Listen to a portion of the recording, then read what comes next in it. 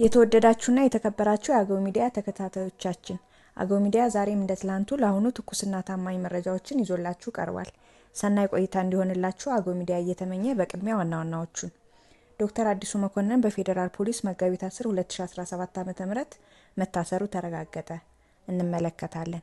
በአማራ ክልል የአገው ሕዝብ በብዛት በሚኖርባቸው ዞኖች ምዕራብ ጎንደርና በሰሜን ጎጃም ዞኖች ላይ ከፍተኛ የሰብአዊ መብት ጥሰት እየተፈጸመባቸው እንደሚገኝ ተገለጸ። በስፋት እንዳስሳለን። የጋምቤላ ክልል መንግስት መጋቢት እስከ ሚያዝያ መጨረሻ የሙርሌ ታጣቂዎች ክልሉን የሚፈታተኑበት ወቅት የመሆን ምልክቶችን እያየን ነው እየመጡ ነው ሲል ስጋቱን ገለጸ። እንተነተናለን። ከአገው ሚዲያ ጋር ከቆያችሁ እነዚህና ሌሎች መረጃዎችን ታዳምጣላችሁ። እንዲሁም ለአገው ሚዲያ አዲስ ከሆናችሁ ሼር፣ ላይክ እና ሰብስክራይብ በማድረግ መረጃው ለብዙሃኑ እንዲዳረስ ማድረጋችሁን እንዳትዘነጉ ለማለት እንወዳለን። አሁን በቀጥታ ወደ ዝርዝር መረጃዎች እናልፋለን። ዶክተር አዲሱ መኮንን በፌደራል ፖሊስ መጋቢት 10 2017 ዓ.ም መታሰሩ ተረጋገጠ። አገው ሚዲያ ከታማኝ ምንጮች ባገኘው መረጃ መሰረት በዶክተር አዲሱ መኮንንና ሌሎች 5 ሰዎች በሀገር ኢኮኖሚ ማዳከምና መንግስትን በኃይል ለመገልበጥ ወንጀል ተንቀሳቅሳቸዋል በሚል ክስ እንደተያዙ የልደታ ከፍተኛው ፍርድ ቤት በቀን 13/07/2017 ዓ.ም ባቀረበው ክሱ ተነቦላቸዋል። በዚህ ክስ እስካሁን ድረስ በአጠቃላይ 6 ሰዎች በፌደራል ወንጀል ምርመራ ቢሮ ታስረው እንደሚገኙ አገው ሚዲያ በደረሰው መረጃ ያረጋገጠ ሲሆን 3ቱ በንግድ ስራ የሚተዳደሩ፣ 2ቱ የእንስሳት ሰራተኞችና አንዱ ፖለቲከኛ መሆናቸውን የክሱ ጭብጥ ያስረዳል። ይህ በእንዲህ እንዳለ ብዙ ሰዎች ተይዘው የነበሩና በቅድመ ምርመራ ሂደት እንደተለቀቁም ለማወቅ የተቻለ ሲሆን በቀን 17/07/2017 ዓ.ም ከፍተኛ ፍርድ ቤት ልደታ ምድብ ችሎት እንደሚቀርቡም ታውቋል። አገው ሚዲያም ጉዳዩን እየተከታተለና ለጉዳዩ ቅርበት ካላቸው አካላት የሚያገኘውን መረጃ ለህዝቡ የሚያሳውቅ ይሆናል። በአማራ ክልል የአገው ህዝብ በብዛት በሚኖርባቸው ዞኖች ምዕራብ ጎንደርና በሰሜን ጎጃም ዞኖች ላይ ከፍተኛ የሰብአዊ መብት ጥሰት እየተፈጸመባቸው ይገኛል። የክልሉ መንግስትም ችግሩን ጆሮ ዳባ ብሎታል። በአማራ ክልል በምዕራብ ጎንደር ዞን ቋራ ወረዳ ማንነታቸውን መሰረት በማድረግ ጽንፈኛው ፋኖ አገውኛ ተናጋሪ አገዎች ላይ ከፍተኛ የሆነ ጭፍጨፋ እያደረገ በ10 ሺዎች የሚቆጠሩትን እያፈናቀለ መሆናቸውን ተፈናቃዮች እየገለጹ ይገኛሉ። አገው ሚዲያ በቋራ አገዎች ላይ በፋኖ የሚፈጸመውን የሰብአዊ መብት ጥሰት በተደጋጋሚ ማቅረቡ የሚታወስ ሲሆን የክልሉ መንግስት ግን እስካሁን በዚህ ጉዳይ ላይ ያለው ምንም ነገር የለም።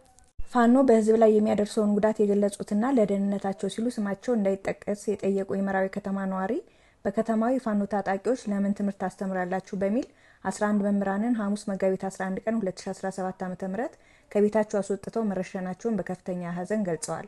ፋኖ በአገዋዊ ዞን መጋቢት 15 2017 ዓ.ም በጓጉሳ ሹክዳድ ወረዳ በቲሊላ አቅራቢያ ልዩ ስሙ አሽፋ በሚባል ቀበሌ 3 ሰዎችን እንደገደለና የወረዳው አስተዳዳሪም ሆነ የሚመለከተው አካል ስለደረሰው ጉዳት ከመግለጽ ተቆጥበዋል።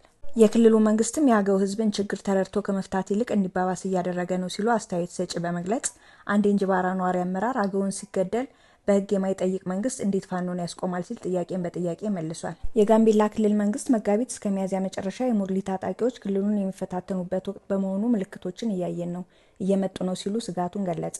ከጊዜ ወደ ጊዜ ከደቡብ ሱዳን በሚያዋስኑ ወረዳዎች ዘልቀው በሚገቡ የሙርሌ ጎሳ ታጣቂዎች የሚፈጸመው ጥቃት አለመቆሙን፣ ወቅቱ ታጣቂዎች ለጥቃት የሚበረታቱበት መሆኑን የጋምቤላ ክልል ለተለያዩ የሚዲያ አካላት ገለጸ።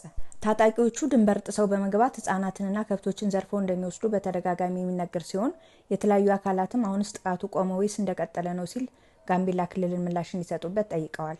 የክልሉ ኮሚሽን ቢሮ ኃላፊ አቶ ጆሎ ጌሎ በሰጡ ምላሽ ሰውም ስለተደራጀ ትንሽ የቀነሰበት ሁኔታ አለ፣ ግን ታጣቂዎቹ አልፎ አልፎ ደግሞ ይመጣሉ ሲሉ ምላሹን ተናግረዋል። በተለይ በዚህ ወርና እስከ ሚያዝያ መጨረሻ ድረስ ታጣቂዎቹ የሚፈታተኑን ወቅት ነው ሲሉ አክለዋል። ይህም ኩሬዎች ስለሚደርቁ ለእነርሱ መምጣት ወይም ሰርጎ ለመግባት አመቺ ይሆናል ሲሉ አክለዋል።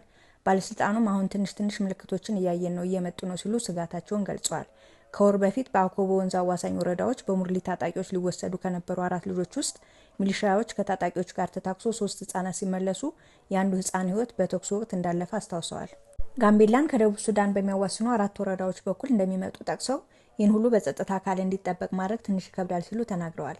ክብደቱ ታጣቂዎቹ በቡድን ሳይሆን ተበታትነው 7-10 እየሆኑ ነው የሚመጡት ያሉት አቶ እጆሎ የአካባቢውን ማህበረሰብ በማደራጀትና በማስታጠቅ ራሱን እንዲጠብቅ ማድረግ አንዱ እየተወሰደ ያለ እርምጃ መሆኑን በግልጽ አስረድተዋል። በተለይ ታጣቂዎቹ የሚገቡባቸው በሮች ላይ የሁላችንም የጋራ ጥረት ያስፈልጋል። ይህን ሁሉ ድንበር በሰራዊት ለማስጠበቅ በጣም ሰፊ ድንበር በመሆኑ የሁለቱ ሀገራት መንግስታት እየተወያዩ እንደሆነ ገልጸዋል።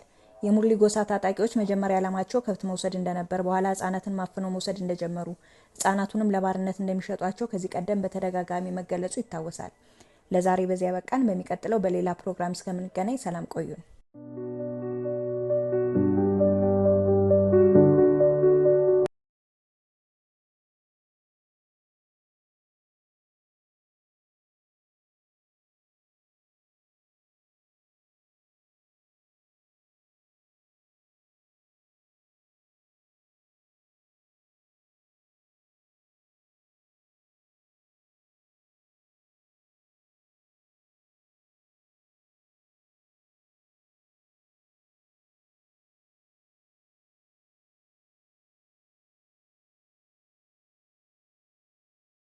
ቀጣይ በሌላ ፕሮግራም እስክንገናኝ መልካም ቆይታ